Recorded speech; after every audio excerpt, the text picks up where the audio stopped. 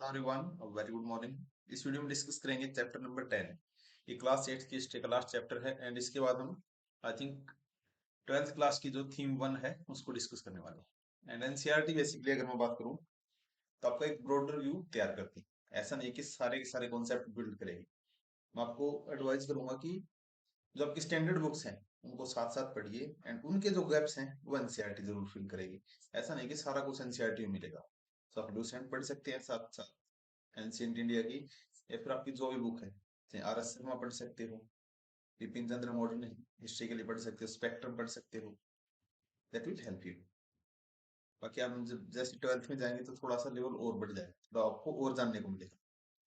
Basically यहाँ बताया गया है जब इंडिया को डिवाइड किया गया था into Pakistan and India, new and divided nation की बात करें तो 15 अगस्त 1947 को इंडिया को दो हिस्सों में बांट दिया था। 14 अगस्त को पाकिस्तान बना एंड 15 अगस्त 1947 को इंडिया। तो यहाँ पे हमारे पास बहुत सारे चैलेंज थे कि हमारे पास 8 मिलियन रिफ्यूजीज थे जो इंडिया या फिर पाकिस्तान में एक दूसरे में ट्रेवल कर रहे थे। And people had to be found homes and jobs, और लोग अब घरों और जॉब की कोशिश में लगे हुए थे। And there was the problem of princely state भी थे हमारे पास अराउंड 552 जिसको सरदार वल्लभ भाई पटेल ने इंटीग्रेट किया है। And almost 500 of them each rule by maharaja और नवाब इनको रूल कर रहे थे। Each of whom had to be persuaded to join the new nation। किसने persuade किया है? सरदार वल्लभ भाई पटेल ने। The problem of the refugees and the princely state, इनको एड्रेस करना था हमें। एंड लॉन्गर टर्म के लिए नए नेशन में हमें पॉलिटिकल सिस्टम की आवश्यकता थी जिससे हम अपने कंट्री के जितने भी लोग उनको बेस्ट सर्व कर सके। एंड एक्सपेक्टेशन जो थी हमारी पॉपुलेशन की फॉर द कंट्री उसको भी हम फुलफिल कर सके। यहाँ पे जब महात्मा गांधी की डेथ हुई थी उसकी पिक्चर है। एंड इनकी जो अस्थियां थी उनको इलाहाबाद में बहाया गया था 1948 में। इनका हम बोल सकते हैं असैसिनेशन किसने किया था? नथुराम गोडसे ने। डेट याद रखनी है 1948 को 30th ऑफ जनवरी। एंड इसी दिन जवाहरलाल नेहरू ने रेडियो पे क्या कहा था? Friends and comrades, the light has gone out of our lives. हमारी जिंदगी से रोशनी चली गई है and there is a darkness everywhere. Our beloved leader the father of nation is no more. उसके बाद इंडिया पॉपुलेशन 1947 में 345 मिलियन, अराउंड 34 करोड़ हम बोल सकते हैं ऑन एवरेज। एंड इसको भी डिवाइड किया जा रहा था। एंड देयर वर जो आपका डिवीजन था between the high class and यहाँ बोल सकते हो हाई कास्ट और लो कास्ट के बीच में डिवीजन हो रहा था। Between the majority Hindu community and Indian who practice other faith, दूसरे धर्मों के लोगों के साथ भी मारकाट कर रहे थे। The division of this vast land spoke many different language भी हमारे पास बहुत सारी थी। अलग अलग काइंड के जो ड्रेस पहनते थे लोग उसके हिसाब से बटे हुए थे। अलग अलग खाने के हिसाब से भी, प्रैक्टिस ऑफ प्रोफेशन के हिसाब से भी हम बोल सकते हैं India is a diverse country. और एक जो लाइन हम बोलते हैं unity in diversity, that is the distinctive feature of India. To the problem of unity was added the problem of development. इस यूनिटी के साथ हमारे साथ एक और दिक्कत भी थी कि हम डेवलपमेंट में, बिकॉज यहाँ पे हर चीज का आपको ध्यान रखना पड़ रहा है। एट इंडिपेंडेंस के time the vast majority Indian lived in the village. Even आज भी रह रहे 65% के आसपास लोग गांव में ही हैं। Farmers and peasant depend on the monsoon, monsoon के ऊपर डिपेंड थे। So did non farm sector जो थे रूरल इकोनॉमी में for its crop, field, barber, carpenter, ये सब भी not get paid in their service either. वो भी कहीं ना कहीं एग्रीकल्चर पे डिपेंडेंस थे क्योंकि हम उस टाइम गुड्स को किसके साथ वो कर रहे थे? सर्विस और गुड का एक्सचेंज कर रहे थे। पहले हम गुड और गुड का करते थे, गुड्स और गुड, जैसे बार्टर सिस्टम। आपके पास अगर गेहूं है then you can replace it with rice. अगर किसी के पास राइस है उसको वीट की आवश्यकता है तो राइस ले सकता है, आप उससे वीट ले सकते हो उस हिसाब से। Factory worker live in the crowd slum in the little access of education और हेल्थ इनके पास कम थी। Clearly new nation had to lift, हमारे जो मासिस थी उनको लिफ्ट करना है पॉवर्टी से by increasing the productivity of agriculture. Agriculture की जो प्रोडक्टिविटी है उसको इंक्रीज करना है एंड प्रमोट करनी है नई जॉब को एंड इंडस्ट्रीज को। Unity and development had go to hands in hand if the division between the different section of India were not healed। they could result in violent and costly conflict हो सकते हैं। High caste fighting with the low caste, Hindu with Muslim, और ऐसे लड़ते रहेंगे। At the same time if the fruit of economic development did not reach the broad masses of the population, it would create fresh division, for example between the rich and the poor, between the cities and the countryside, and between the region of the India that were prosperous and region that lagged behind। इनके बीच में भी एक division चल रहा है। उसके बाद में हमारे कॉन्स्टिट्यूशन को लिखना। बेसिकली कॉन्स्टिट्यूशन क्या होता है? संविधान, एक काइंड ऑफ रिटन बुक बोल सकते हैं हम, जिसमें हमारे सारे रूल्स जो कि एक सिटीजन के लिए इंपॉर्टेंट है, चाहे उसके फंडामेंटल राइट हो, फंडामेंटल ड्यूटीज हो, स्टेट की directive principle of state policies हो, या फिर हमारे प्रेसिडेंट कौन बनेंगे, पीएम कौन बनेंगे, काउंसिल ऑफ मिनिस्टर कैसी होगी, हमारे जो कॉन्स्टिट्यूशनल बॉडी यूपीएससी जो आपका एग्जाम कंडक्ट करवाती है, देन आपकी जो ट्रेड होता है स्टेट के बीच में जो डिस्प्यूट है, इन सब की बातें कही गई है हमारे कॉन्स्टिट्यूशन में। और इसकी जैसे हमारा लेंथीएस्ट कॉन्स्टिट्यूशन है इन द वर्ल्ड। तो 1946 दिसंबर से लेके नवंबर 1949 में हमारे संविधान को तैयार किया गया है। 300 इंडियंस एक साथ मिले थे, एंड हमारे जो कंट्री उसमें अलग अलग जगह से थे, for the political future of India.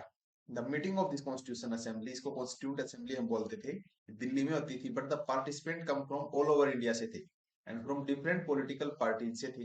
And this discussion resulted in the framing of Indian constitution, जो कब अडॉप्ट हुआ था?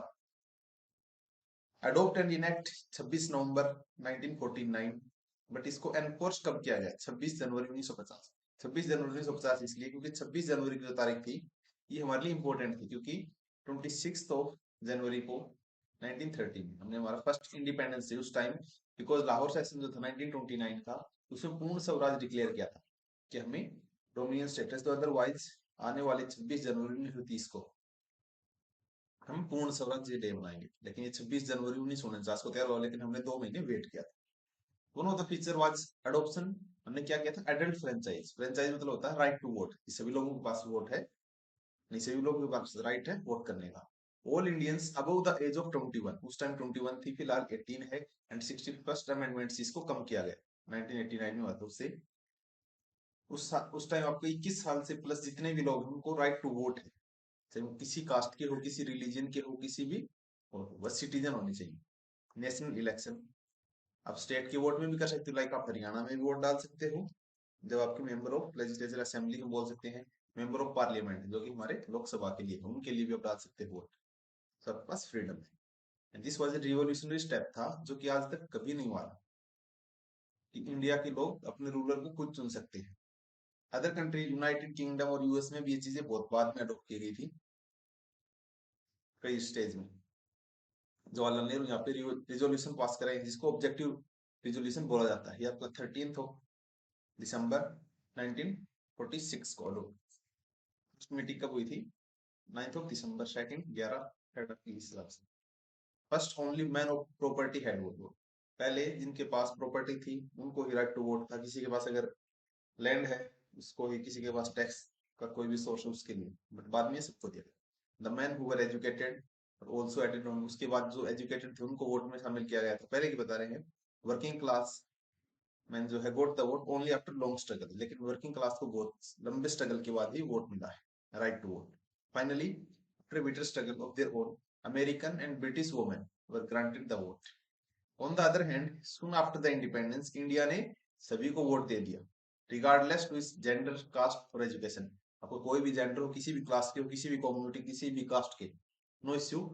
या फिर आप एजुकेटेड हो या फिर इलिटरेट, लेकिन आपके पास राइट टू वोट रहेगा। सेकंड फीचर हमारे क्या था? That is guaranteed equality before law, कानून की आगे सब बराबर है, टू ऑल सिटीजन्स। लेकिन इसमें एक्सेप्शन आएंगे, जैसे प्रेसिडेंट, फॉरेन डिप्लोमेट, इस हिसाब से। रिगार्डलेस ऑफ देयर कास्ट और रिलीजन, मतलब कानून के समक्ष सब बराबर। There were some Indians who wish the political system of new nation be based on Hindu ideals, लेकिन कईयों को यह था कि हिंदू आइडियल होने चाहिए, and that Indian itself run as Hindu state, फिर इंडिया को हम एज ए हिंदू स्टेट बनाएंगे, कईयों की ये मान थी। They pointed to the example of Pakistan, उन्होंने किया कि पाकिस्तान भी तो बनाया गया है, a country created explicitly protect the interest of particular religion that is Muslim, कि पाकिस्तान को तो सिर्फ मुस्लिम के लिए बनाया गया, तो हम क्यों नहीं बना सकते? However, Indian prime minister Jawaharlal Nehru was the opinion that India could not be must become the Hindu Pakistan, कि इंडिया हिंदू पाकिस्तान की तरह नहीं होना चाहती। Our country is secular, country का कोई भी रिलीजन नहीं है, स्टेट का कोई भी रिलीजन नहीं है। Beside Muslim, also has the large population of Sikh and Christian, as well as many Parsis and Jains. Under the new constitution, they would have the same right as Hindu. जब India बना तो इन सभी को भी हिंदू के बराबर right थे, the same opportunity इनके पास थी गवर्नमेंट जॉब्स के लिए, प्राइवेट सेक्टर के लिए, and right before the law. उसके बाद थर्ड जो फीचर थी यहाँ की, constitution was that it offered special privilege थी poorest and most disadvantage Indians के लिए। जैसे पहले प्रैक्टिस ऑफ अनटचेबिलिटी, जिसमें आपके जो डिप्रेस क्लास हैं या फिर बोल सकते हैं जो लो क्लास के लोग थे, उनको बहुत ज्यादा सप्रेस किया गया है। Fair name of India was abolished. Hindu temples में सभी लोगों के लिए एंट्री अलाउ थी, पहले सिर्फ हायर कास्ट के थे, अब इन सब लोगों के लिए अनटचेबल्स हो कोई भी हो सबके लिए ओपन है। After a long debate, constituent assembly also recommend that certain percentage of seats in the legislature ये आपकी रिजर्व रहेंगी for the member of lowest caste. And इसको आर्ग्यू किया गया सम ऑफ द अनटचेबल्स और दे वर नाउ अननोन। जैसे हरिजन जो है candidate did not have good enough grades to get into the prestigious Indian administrative services. इसके आज आप तैयारी करें हो तो उसके लिए भी पहले इनको ज्यादा वो नहीं था, तो इनको दिया गया। आज तो ये लोग भी बहुत अच्छे से आप परफॉर्म करेंगे। But one member of the constituent assembly जैसे एच जे खंडेकर, इन्होंने आर्ग्यू किया कि upper caste who were responsible for Harijan, कि जो हरिजन आज हैं इनकी रेस्पॉन्सिबिलिटी कौन है, कौन इनके लिए responsible, that is upper caste. ये कहीं ना कहीं सही भी था। And being unfit today addressing his more privilege colleagues, ज्यादा इन्होंने बात की। We must give the security and right, Nehru ने लेटर लिखा था chief minister of the state को। We have a Muslim minority, कि हमारे पास एक मुस्लिम माइनॉरिटी है, मतलब बहुत सारे लोग who were in large number, ज्यादा नंबर में है, and they can not be even if they want to go elsewhere, वो कहीं नहीं जा सकते अगर वो जाना भी चाहे तो। That is the basic fact about which there can no there can be no argument whatever the provocation from Pakistan and whatever the indignities and horrors inflicted on the non-Muslim. Therefore, we have got to deal with the minority in a civilized manner। तो हमें civilized manner में ही इनको treat करना चाहिए। we must give, इनको security देनी चाहिए as a citizen in a democratic state. इन्होंने उनकी भी बात की। उसके बाद we were suppressed for thousands of years, इनको दबाया गया बहुत सालों तक। you engage in your service to serve your own ends and suppress us to such an extent that neither our mind nor our bodies and nor even our heart are, हमारे दिल भी काम नहीं करे, nor we are able to march forward. ये आपके जो लोग के लोग थे वे अपील कर रहे हैं। Along with the former untouchables, adivasi और शेड्यूल ट्राइब, इनको भी रिजर्वेशन मिली थी सीट्स में and as well as jobs में। Like the schedule caste, these Indians who had been deprived and discriminate against, इनको भी डिस्क्रिमिनेशन का सामना करना पड़ा था। The tribals had been deprived of modern health, जो ट्राइबल है उनको मॉडर्न हेल्थ नहीं मिल रही, as well as education. While their land जो थी, फॉरेस्ट जो थे, उनको ले लिया गया पावरफुल आउटसाइडर से।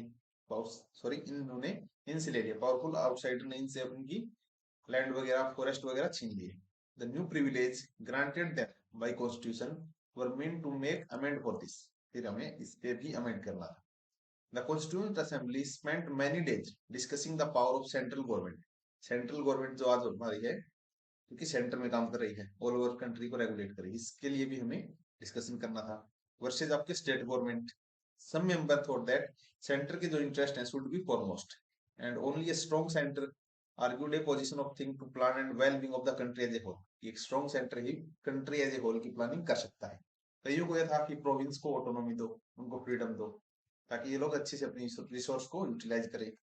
ए member from the Mysore fear that, उनको डर था that the present system democracy is centred in Delhi, कि आज के टाइम में डेमोक्रेसी आपकी दिल्ली में बैठी है, and it is not allowed to work with the same sense and spirit के साथ हम काम नहीं कर सकते for the rest of country. A member from Madras institute that, इन्होंने क्या कहा, initial responsibility for well being of the people in the province should rest with the provincial government, तो प्रोविंशियल गवर्नमेंट पे ज्यादा जोर दिया जा रहा है। उसके बाद constitution sought to balance these competing claims, लेकिन कॉन्स्टिट्यूशन ने क्या किया, इन दोनों को बैलेंस कर दिया। तीन लिस्ट बना दी गई, एक आपकी यूनियन लिस्ट थी जिसमें आपकी टैक्स, डिफेंस और फॉरेन अफेयर्स आएंगे, एंड इसमें एक्सक्लूसिव रेस्पॉन्सिबिलिटी सेंटर की रहेगी। स्टेट लिस्ट बना दी, इसमें जैसे एजुकेशन और हेल्थ, इसमें आपकी प्रिंसिपली किसकी रहेगी, पावर स्टेट की। उसके बाद एक कंकरेंट लिस्ट बनाई है, ये आज भी एग्जिस्ट कर रही है 7th शेड्यूल में, अंडर विच द जिसमें कौन कौन आएंगे, फॉरेस्ट एग्रीकल्चर, लेकिन बाद में एग्रीकल्चर को स्टेट लिस्ट में डाल दिया गया। आज भी आपका स्टेट लिस्ट में है, एग्रीकल्चर, पुलिस भी स्टेट लिस्ट में है। In which the centre and state jointly responsible है, दोनों ही लोग बना सकते हैं। भीमराव अंबेडकर 1891 से 1956 तक यहाँ पे एड्रेस कर रहे हैं। एंड ये एक लॉयर थे, इकोनॉमिस्ट थे, दलित फैमिली में इनका जन्म हुआ था। एंड इनको फादर ऑफ इंडियन कॉन्स्टिट्यूशन भी बोला जाता था। एंड ये आपके लीडर थे ड्राफ्टिंग कमेटी के, इसने प्रारूप तैयार किया था हमारे संविधान या फिर ड्राफ्ट तैयार किया था। अनदर मेजर डिबेट किसकी लिए थी in the constituent assembly, language को लेकर। Many members believe that east language जो है, इंग्लिश लैंग्वेज, इसको बाहर फेंकना चाहिए इंडिया से, लाइक ब्रिटिश रूलर्स। एंड इन्होंने आर्ग्यू किया था कि हिंदी को बनाया जाए। हाउएवर, जिनको हिंदी नहीं आती थी उनके कुछ अलग ओपिनियन थे। स्पीकिंग इन द असेंबली, जैसे टीटी कृष्णमाचारी, इन्होंने कन्वे किया है ए warning on the behalf of people of south, कि साउथ के लोगों के बिहाफ पे मैं आपको एक बात बोल रहा हूँ। Some of whom threatened to separate from India if Hindi was imposed, कि हम भी अलग हो जाएंगे अगर हिंदी को इम्पोज किया गया। A compromise was finally arrived, last में क्या किया, दैट हिंदी हमारी ऑफिशियल लैंग्वेज है एंड इंग्लिश हमारी कोर्ट की लैंग्वेज रहेगी, सर्विसेज की रहेगी। और अगर किसी स्टेट को दूसरे स्टेट से कम्युनिकेशन करना है तो आप हिंदी में भी, इंग्लिश में भी कर सकते हो। आप कमेंट सेक्शन में बता सकते हो what is our national language and what is our official language, यानी कि आप आंसर कर सकते हो। Many Indians contribute to the framing of constitution, जैसे डॉक्टर भीमराव अम्बेडकर जो कि चेयरमैन थे ड्राफ्टिंग कमेटी के, अंडर इनके सुपरविजन में डॉक्यूमेंट को फाइनलाइज किया गया। And in his final speech to the constituent assembly, इन्होंने जो दिया था, doctor Ambedkar pointed out that political democracy had to come accompanied by economic and social democracy से accompanied होनी चाहिए। Giving the right to vote would not automatically lead to removal of other inequalities, ये सिर्फ political right या फिर economic right दोनों ही आपको देने चाहिए। सिर्फ इकोनॉमिक पॉलिटिकल राइट से या फिर सोशल राइट हम बोल सकते हैं, ये सारे आपके पास होने चाहिए। अकेला आपको इनइक्वालिटीज को दूर नहीं करेगा जो कि रिच एंड पुअर में है, between the upper caste and lower caste में। अगर आप सोशली इक्वल नहीं हो तो क्या फायदा इकोनॉमिक, या फिर आप सोशली इक्वल हो लेकिन इकोनॉमिकली इक्वल नहीं हो, उस हिसाब से new constitution be said it was going to enter into a life of contradiction. In politics, we will have equality in social and economic life, but we have inequalities. And in politics, we will recognize the principle of one man, one vote, and one value. And in our social and economic life, we shall, by reason of our social and economic structure, continue to deny the principle of one man, one value. कहीं ना कहीं हम deny करें। यहाँ पे लिखा हुआ linguistic related to language. However, the state to be form, फिर स्टेट को कैसे बनाया गया। 1920 में Indian National Congress, the main party of freedom struggle की थी, हैड प्रॉमिस दैट, उन्होंने प्रॉमिस किया है, वंस द कंट्री, जब इंडिपेंडेंस आ जाएगी, each major linguistic group would have to be own province, कि हर एक जो लिंग्विस्टिक ग्रुप है उसका एक अपना प्रोविंस होगा। However, after independence Congress did not take any step on this promise, इस पे कोई ज्यादा स्टेप नहीं लिए। For India had divided in basis of religion के बेसिस पे इंडिया डिवाइड हो चुका था। Despite the wishes and effort, Mahatma Gandhi ने freedom had to come not to the nation but to and as a result the partition of India, more than 1 million people has been killed in the riots, दंगों के अंदर मारे गए हैं between the Hindu and Muslim conflict. Would the country afford further division, क्या language के basis पे हम अफोर्ड कर सकते हैं, ऐसी बात महात्मा गांधी ने की थी।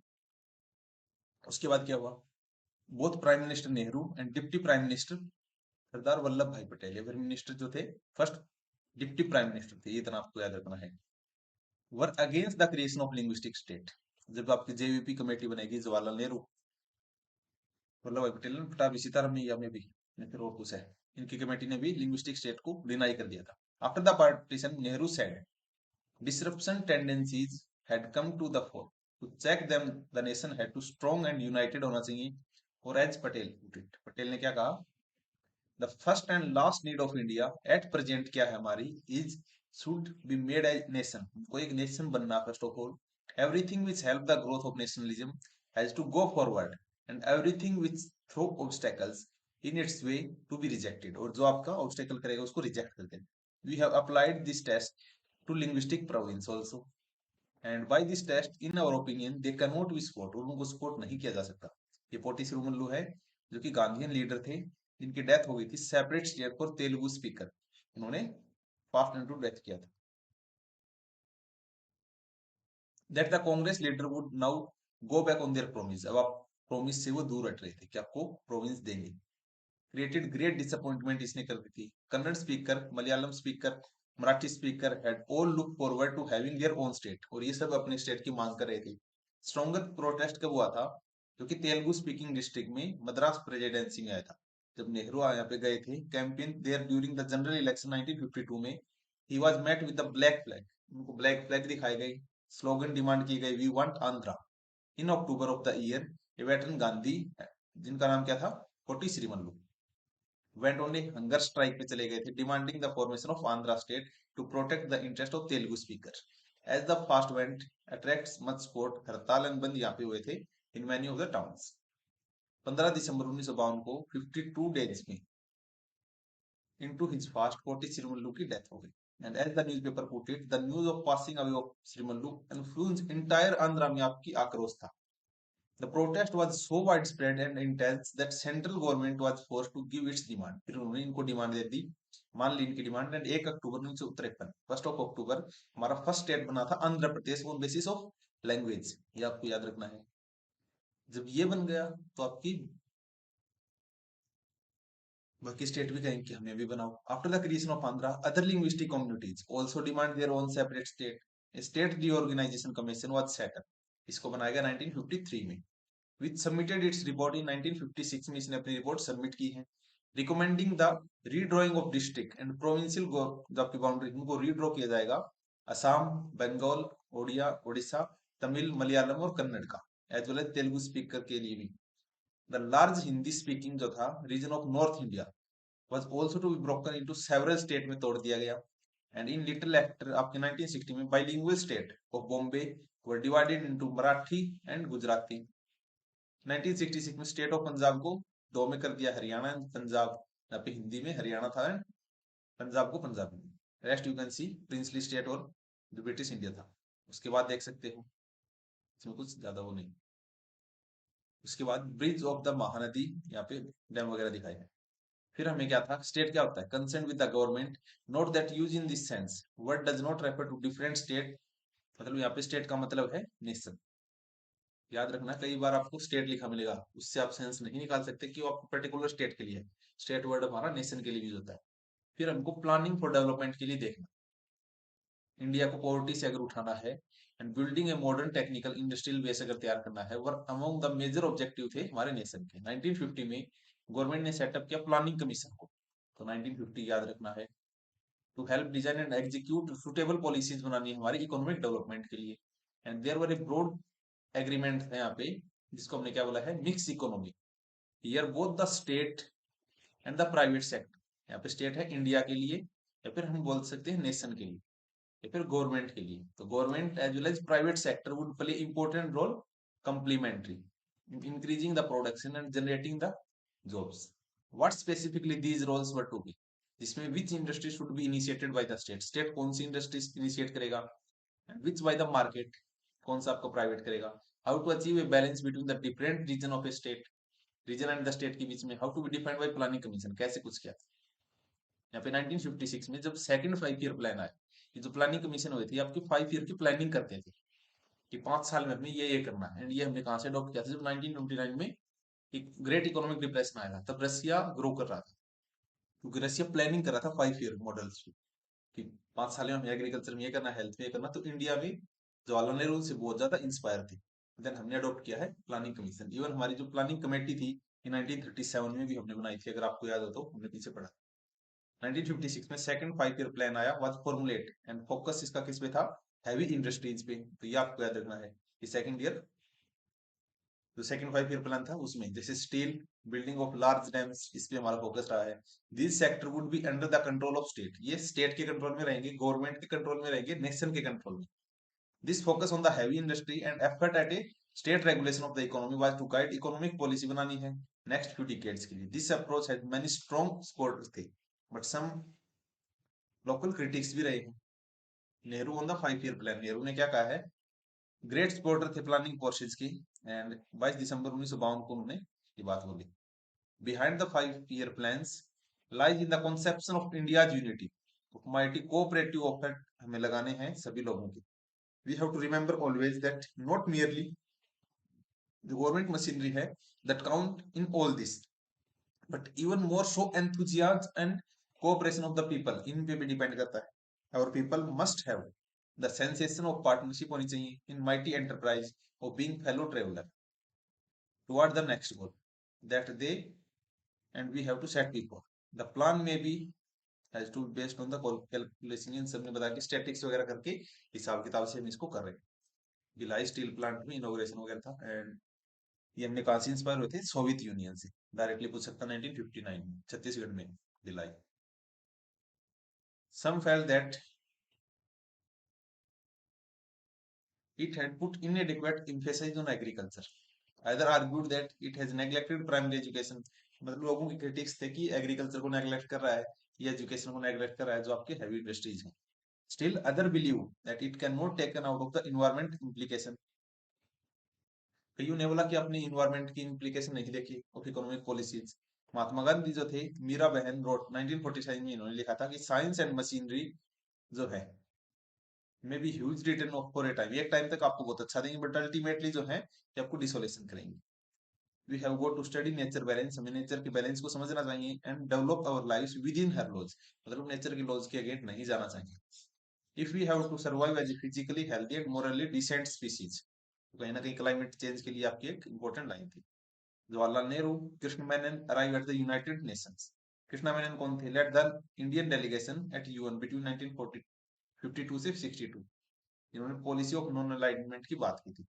Search of an independent foreign policy, India gained the freedom soon after the division of the Second World War, and as a new international body, United Nations formed in 1949, 1945 में यूएन बन गया था जिसको आज हम यूनाइटेड नेशन, बहुत सारी इसकी कन्वेंशन होती है। 1950 एंड 60 में so the emergence of cold war, इसमें क्या था, power rivalries and ideological conflict थे किसके बीच में, यूएसए एंड यूएसएसआर के, with both countries creating military alliance उन्होंने बनाए थे। This was also the period जब कॉलोनियल एम्पायर वाज कोलैप्स कर रहा था, मतलब इंडिया ने आजादी ले ली, बाकी स्टेट भी आजाद हो रहे थे। Many countries were attaining independence and prime minister Jawaharlal Nehru was also the foreign minister of newly independent India, तो याद रखना फॉरेन मिनिस्टर भी यही थे। Develop the free India's foreign policy in this context, non alignment form किया था bedrock of the foreign policy का। Led by the statesmen from Egypt, Mongolia, Indonesia, Ghana and India, non-aligned movement and argued country not to join either of the two major alliance, USA और USSR में से को किसी एक को भी directly favour नहीं करना। But this policy of staying away from the alliance was not matter of remaining isolated और न्यूट्रल। इसका मतलब ये रहता है कि हमको अलग रहना था। Farmer means remaining aloof from the world affairs, whereas non-aligned means such a India played an active role in mediating between the America and Soviet alliance, कि हम इनके बीच में मीडिएटर बन सकते हैं। They tried to prevent war, और वो वार को प्रिवेंट करना चाहते थे, open taking a humanitarian and moral stand against the war. However, for one reason or another, many non-aligned countries, including India, got involved in the war. And by 1970, a large number of countries had joined the non-alignment movement. Leaders of Asia, Africa country met at Badgaon, Indonesia 1955 में। 29 independent state थे हमारे पास, participated in famous, अच्छा वैसे बता रहे हैं country के अलग अलग देशों के कंटेक्ट में। Then the nation 60 year old, August 15 2007 की बात करा है। India celebrated 60 year of its existence as free nation. How well the country done in this time and to what extent has it fulfilled the ideals of the constitution, कि constitution के कौन कौन से ideals इसने fulfill किए। that India is still united and still democratic है, achievement कर रहा है, might हमको proud होना चाहिए।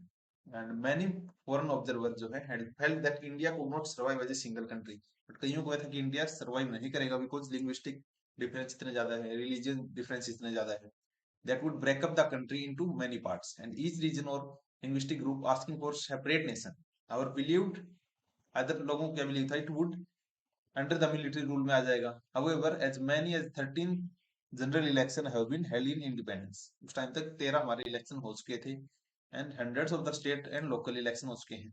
There were a free press and independent judiciary हमारे पास। Finally the fact that people speak different language और practice different faith has not come in the way of national unity, ये उसके बीच में नहीं आई।